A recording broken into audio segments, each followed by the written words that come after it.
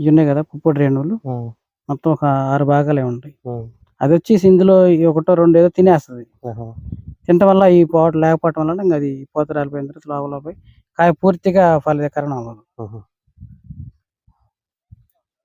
పూర్తిగా అవనప్పుడు అది ఇక వంకర కాయగా మారిపోయింది. ఆహా, అది పరిస్థితి.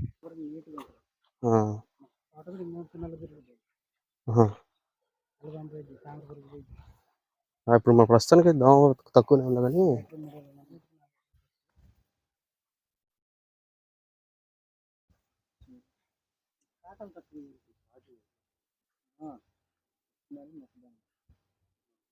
కొద్దిగా చల్లైన దానికి